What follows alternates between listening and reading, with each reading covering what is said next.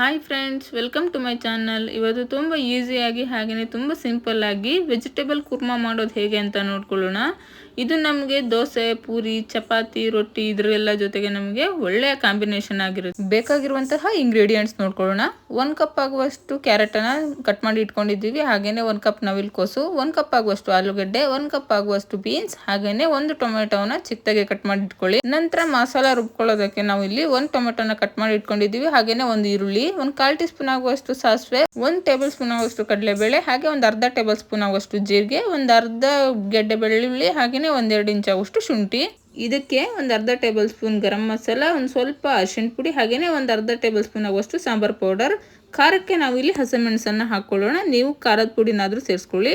1 cup ಆಗುವಷ್ಟು ಕಾಯಿ ತುರಿ. ಇದನ್ನು ನಾವು ಮಸಾಲ ರುಬ್ಕೊಳ್ಳೋದಕ್ಕೆ ಮೊದಲಿಗೆ ನಾವಿಲ್ಲಿ ಒಂದು ಕುಕ್ಕರನ್ನು ಇಟ್ಬಿಟ್ಟು ಅದಕ್ಕೆ ತೊಗೊಂಡಿರುವಂತಹ ಎಲ್ಲ ತರಕಾರಿಗಳನ್ನು ಸೇರಿಸಿ ಇದಕ್ಕೆ 1 ಚಿಟಿಕೆ ಆಗುವಷ್ಟು ಅರಿಶಿಣ ಪುಡಿ, ಹಾಗೆಯೇ 1/2 ಟೇಬಲ್ ಸ್ಪೂನ್ ಆಗುವಷ್ಟು ಉಪ್ಪನ್ನು ಸೇರಿಸ್ಕೊಳ್ಳೋಣ. ಉಪ್ಪು ಮತ್ತು ಅರಿಶಿಣ ಪುಡಿಯನ್ನು ಸೇರಿಸ್ಬಿಟ್ಟು ನಾವು ತರಕಾರಿ ಬೇಯಿಸೋದ್ರಿಂದ ನಮಗೆ ತರಕಾರಿ ಬೇಗನೆ ಬೇಯುತ್ತೆ. ಇವಾಗ ಇದನ್ನು 2ರಿಂದ 3 ವಿಷಲ್ ಕೂಗಿಸ್ಕೊಳ್ಳೋಣ. ಈ ಕಡೆ ನಮಗೆ ಮಸಾಲೆನ ಹುರ್ಕೊಳ್ಳೋದಕ್ಕೆ ಒಂದು ಬಾಣಲೆನ ಬಿಸಿಗಿಟ್ಬಿಟ್ಟು ಅದಕ್ಕೆ 1-2 ಟೇಬಲ್ ಸ್ಪೂನ್ ಆಗುವಷ್ಟು ಆಯಿಲನ್ನು ಹಾಕ್ಕೊಳ್ಳೋಣ. ಇದಕ್ಕೆ ಇವಾಗ ತೊಗೊಂಡಿರುವಂತಹ ಜೀರಿಗೆನ ಸೇರಿಸ್ಕೊಳ್ಳೋಣ. ಜೀರಿಗೆ, ಸಾಸಿವೆ, ಹಾಗೆಯೇ ಕಡಲೆಬೇಳೆನ ಸೇರಿಸ್ಬಿಟ್ಟು ಇದು ಲೈಟಾಗಿ ಕಲರ್ ಚೇಂಜ್ ಆಗಬೇಕು, ಅಲ್ಲಿವರೆಗೂ ಇದನ್ನು ಬಿಟ್ಬಿಡಿ. ಇದು ಲೈಟಾಗಿ ಕಲರ್ ಚೇಂಜ್ ಆದ ನಂತರ ಇದಕ್ಕೆ ನಾವು ಕಟ್ ಮಾಡಿ ಇಟ್ಕೊಂಡಿರುವಂತಹ ಶುಂಠಿ ಹಾಗೂ ಬೆಳ್ಳುಳ್ಳಿನ ಸೇರಿಸ್ಕೊಳ್ಳೋಣ. ನೀವು ಬೆಳ್ಳುಳ್ಳಿನ ಜಜ್ಜಿಬಿಟ್ಟಾದರೂ ಸೇರಿಸ್ಕೊಳ್ಳಿ, ಇಲ್ಲ ಅಂದರೆ ಹಾಗೇನಾದರೂ ಸೇರಿಸ್ಕೊಳ್ಳಿ. ಇದು ಇವಾಗ ನಮಗೆ ಲೈಟಾಗಿ ಕಲರ್ ಚೇಂಜ್ ಆಗಬೇಕು, ಅಲ್ಲಿವರೆಗೂ ಇದನ್ನು ಫ್ರೈ ಮಾಡ್ಕೊಳ್ಳಿ. ಇದು ಲೈಟಾಗಿ ಕಲರ್ ಚೇಂಜ್ ಆದ ನಂತರ ಇದಕ್ಕೆ ನಾವು ಕಟ್ ಮಾಡಿ ಇಟ್ಕೊಂಡಿರುವಂತಹ ಈರುಳ್ಳಿನ ಸೇರಿಸ್ಕೊಳ್ಳೋಣ. ಹಾಗೆಯೇ 1 ಟೊಮೆಟೋವನ್ನು ಉದ್ದದಾಗಿ ಕಟ್ ಮಾಡಿ ಇದಕ್ಕೆ ಸೇರಿಸ್ಕೊಳ್ಳೋಣ. ಇದು ಇವಾಗ ನಮಗೆ ಮೆತ್ತಗಾಗಬೇಕು, ಅಲ್ಲಿವರೆಗೂ ಇದನ್ನು ಫ್ರೈ ಮಾಡ್ಕೊಳ್ಳೋಣ. ಇಲ್ಲಿ ಕೂಡ ಅಷ್ಟೇ, ನೀವು ಸ್ವಲ್ಪ ಉಪ್ಪನ್ನು ಹಾಕಿ ಫ್ರೈ ಮಾಡೋದ್ರಿಂದ ಇದು ನಿಮಗೆ ತುಂಬ ಬೇಗನೆ ಫ್ರೈ ಆಗುತ್ತೆ. ನೀವು ಇಲ್ಲಿ ನಾವು ಹಾಕಿರುವಂತಹ ಎಲ್ಲ ತರಕಾರಿಗಳನ್ನು ಸೇರಿಸ್ಬೇಕು ಅಂತ ಇಲ್ಲ. ಕೆಲವೊಂದು ತರಕಾರಿಗಳು ಇಲ್ಲ ಅಂದರೂ ಕೂಡ ನೀವು ಇದನ್ನು ಮಾಡ್ಕೋಬಹುದು. ಅಥವಾ ಇದಕ್ಕೆ ನೀವು ಇನ್ನೂ 2-3 ತರಕಾರಿಗಳನ್ನು ಆ್ಯಡ್ ಕೂಡ ಮಾಡ್ಕೋಬಹುದು, ಆವಾಗ ತುಂಬ ಚೆನ್ನಾಗಿ ಬರುತ್ತೆ. ಇದಕ್ಕೆ ನಾವು ತಗೊಂಡಿರುವಂತಹ ಗರಂ ಮಸಾಲನ ಸೇರಿಸ್ಕೊಳ್ತಾ ಇದ್ದೀವಿ. ಗರಂ ಮಸಾಲ ಸೇರಿಸ್ಕೊಂಡ ನಂತರ ಸ್ವಲ್ಪ ಅರಿಶಿಣ ಪುಡಿಯನ್ನು ಸೇರಿಸ್ಕೊಳ್ಳೋಣ. ಹಾಗೆಯೇ ಇದಕ್ಕೆ ಸ್ವಲ್ಪ ಸಾಂಬಾರು ಪೌಡರನ್ನು ಕೂಡ ಸೇರಿಸ್ಕೊಳ್ಳೋಣ. ಅರಿಶಿಣ ಪುಡಿಯನ್ನು ನೀವು ಇಲ್ಲಿ ನೋಡಿಬಿಟ್ಟು ಸೇರಿಸ್ಕೊಳ್ಳಿ, ಯಾಕಂದರೆ ತರಕಾರಿ ಬೇಯುವಾಗಲೂ ಕೂಡ ನಾವು ಸ್ವಲ್ಪ ಅರಿಶಿಣ ಪುಡಿಯನ್ನು ಸೇರಿಸ್ಕೊಂಡಿದ್ದೀವಿ. ಇವಾಗ ಇದು ನಮಗೆ ತುಂಬ ಚೆನ್ನಾಗಿ ಮಿಕ್ಸ್ ಆಗಬೇಕು, ಅಲ್ಲಿವರೆಗೂ ಇದನ್ನು ಫ್ರೈ ಮಾಡ್ಕೊಳ್ಳೋಣ. ನಾವು ಇಲ್ಲಿ ಹಸಿಮೆಣಸನ್ನು ಯೂಸ್ ಮಾಡಿದ್ದೀವಿ. ನೀವು ಹಸಿಮೆಣಸು ಬದಲಿಗೆ ಇಲ್ಲಿ ಖಾರದ ಪುಡಿಯನ್ನು ಕೂಡ ಯೂಸ್ ಮಾಡ್ಕೋಬಹುದು, ಆವಾಗಲೂ ಕೂಡ ತುಂಬ ಚೆನ್ನಾಗಿ ಬರುತ್ತೆ. ಹಸಿಮೆಣಸನ್ನು ಹಾಕೋದ್ರಿಂದ ಇದಕ್ಕೆ ನಮಗೆ ಡಿಫ್ರೆಂಟ್ ಟೇಸ್ಟ್ ಬರುತ್ತೆ, ಹಾಗಾಗಿ ನಾವು ಹಸಿಮೆಣಸನ್ನು ಇಲ್ಲಿ ಸೇರಿಸ್ಕೊಳ್ತಾ ಇದ್ದೀವಿ.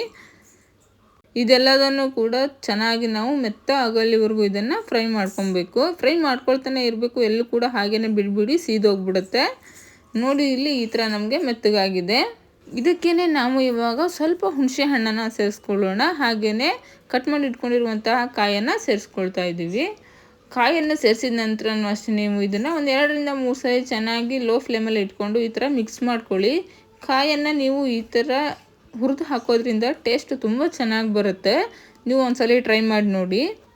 ಇದನ್ನು ನಾವು ಬೇಗ ಕೂಡ ಮಾಡ್ಕೊಬಹುದು, ತುಂಬ ಟೈಮ್ ಬೇಕಾಗೋದಿಲ್ಲ. ತರಕಾರಿಗಳು ಎಲ್ಲ ವಿಷಲ್ ಹೊಡಿಸ್ಕೊಳ್ಳೋದ್ರಿಂದ ನಮಗೆ ಬೇಗ ರೆಡಿ ಆಗುತ್ತೆ. ಈಗ ಇದು ಸ್ವಲ್ಪ ತಣ್ಣಗಾದ ನಂತರ ಇದನ್ನು ಚೆನ್ನಾಗಿ ರುಬ್ಕೊಬರೋಣ. ಇದನ್ನು ನಾವು ತುಂಬ ಸಣ್ಣಗೆ ಪೇಸ್ಟ್ ಮಾಡ್ಕೊಬೇಕು, ಎಲ್ಲೂ ಕೂಡ ನಮಗೆ ತರಿಯಾಗಿ ಇರಬಾರ್ದು.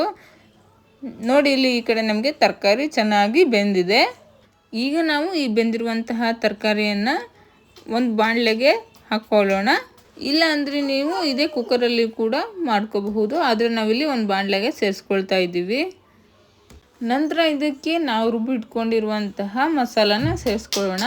ಮಸಾಲನ ನೀವು ತುಂಬ ಸಣ್ಣದಾಗಿ ಪೇಸ್ಟ್ ಮಾಡಿ ತೊಗೊಳ್ಳಿ, ಆವಾಗ ತುಂಬ ಚೆನ್ನಾಗಿ ಬರುತ್ತೆ. ಇವಾಗ ಇದನ್ನು ಚೆನ್ನಾಗಿ ಮಿಕ್ಸ್ ಮಾಡ್ಕೊಳ್ಳೋಣ. ನಾವು ಮಿಕ್ಸಿ ಮಾಡಿರುವಂತಹ ಜಾರ್ಗೆ ಸ್ವಲ್ಪ ನೀರನ್ನು ಹಾಕಿ ಅದನ್ನು ಕೂಡ ಇದಕ್ಕೆ ಸೇರಿಸ್ಕೊಳ್ಳೋಣ. ಸೇರಿಸಿದ ನಂತರ ಇದನ್ನು ನಾವು ಚೆನ್ನಾಗಿ ಮಿಕ್ಸ್ ಮಾಡ್ಕೋಬೇಕು. ಇದಕ್ಕೆ ಇವಾಗ ನಾವು 1/2 ಟೇಬಲ್ ಸ್ಪೂನ್ ಆಗುವಷ್ಟು ಬೆಲ್ಲನ ಸೇರಿಸ್ಕೊಳ್ಳೋಣ. ಬೆಲ್ಲನ ಸೇರಿಸೋದ್ರಿಂದ ನಮಗೆ ಫ್ಲೇವರ್ ತುಂಬಾ ಚೆನ್ನಾಗಿ ಬರುತ್ತೆ. ಕೆಲವೊಬ್ಬರು ಬೆಲ್ಲವನ್ನು ಆ್ಯಡ್ ಮಾಡೋದಿಲ್ಲ, ಹಾಗೆಯೇ ಮಾಡ್ಕೊಳ್ತಾರೆ. ಸ್ವಲ್ಪ ಬೆಲ್ಲನ ಆ್ಯಡ್ ಮಾಡಿ ನೋಡಿ, ನಿಮಗೆ ತುಂಬಾ ರುಚಿಯಾಗಿ ಬರುತ್ತೆ. ಇವಾಗ ಇದನ್ನು ಒಂದು 10ರಿಂದ 15 ನಿಮಿಷ ಕುದಿಯಲು ಬಿಡಬೇಕು. ಮಧ್ಯ ನೀವು 1-2 ಸಾರಿ ಹೀಗೆ ಮಿಕ್ಸ್ ಮಾಡ್ಕೊಳ್ತಾ ಇರಿ. ಯಾಕಂದರೆ ತರಕಾರಿಗಳು ನಮಗೆ ತಳ ಹಿಡಿಯೋ ಚಾನ್ಸ್ ಇರುತ್ತೆ. ಹಾಗಾಗಿ ನೋಡಿ ಇಷ್ಟೇ ಸಿಂಪಲ್ಲಾಗಿ ಮಾಡ್ಕೋಬಹುದು. ಈ ವಿಡಿಯೋ ನಿಮಗೆ ಇಷ್ಟ ಆಗಿದ್ರೆ ಲೈಕ್ ಮಾಡಿ, ಕಮೆಂಟ್ ಮಾಡಿ, ಶೇರ್ ಮಾಡಿ, ಹಾಗೆಯೇ ಸಬ್ಸ್ಕ್ರೈಬ್ ಮಾಡ್ಕೊಳ್ಳಿ. ಇದನ್ನು ನಾವು ದೋಸೆ ಜೊತೆ ಸರ್ವ್ ಮಾಡ್ಕೊಳ್ತಾ ಇದ್ದೀವಿ. ದೋಸೆನ ಮಾಡುವಾಗಲೂ ಅಷ್ಟೇ ನಾವು ತವಾನ ಬಿಸಿಗೆ ಇಟ್ಬಿಟ್ಟು 1-2 ಸೌಟಾಗುವಷ್ಟು ಹಿಟ್ಟನ್ನು ಹಾಕ್ಕೊಂಡು ಹಿಟ್ಟು ಹಾಕಿದ ತಕ್ಷಣವೇ ನಾವು ಈ ಥರ ದೋಸೆನ ಮಾಡ್ಕೋಬೇಕು. ಅವಾಗ ನಮಗೆ ತುಂಬಾ ಚೆನ್ನಾಗಿ ಬರುತ್ತೆ. ದೋಸೆನ ಹಾಕುವಾಗ ನಾವು ತುಂಬ ತೆಳುವಾಗಿ ಹಾಕ್ಕೋಬೇಕು. ಆವಾಗ ಕ್ರಿಸ್ಪಿಯಾಗಿರುವಂತಹ ದೋಸೆ ಬರುತ್ತೆ. ನೋಡಿ ಇಲ್ಲಿ ದೋಸೆ ನಮಗೆ ಎಷ್ಟು ಚೆನ್ನಾಗಿ ಬಂದಿದೆ ಅಂತಹ. ಇದು ವೆಜಿಟೇಬಲ್ ಕುರ್ಮಾ ಒಂದಿಗೆ ನಮಗೆ ತುಂಬ ಚೆನ್ನಾಗಿರುತ್ತೆ. ನೀವು ಒಂದ್ಸರಿ ಕೂಡ ಟ್ರೈ ಮಾಡಿ ನೋಡಿ, ತಪ್ಪದೆ ಕಮೆಂಟ್ ಮಾಡಿ ತಿಳಿಸಿ. ಹಾಗೆಯೇ ಯಾರಾದರೂ ನಮ್ಮ ಚಾನಲನ್ನು ಸಬ್ಸ್ಕ್ರೈಬ್ ಮಾಡಿಲ್ಲ ಅಂದರೆ ಸಬ್ಸ್ಕ್ರೈಬ್ ಮಾಡಿ.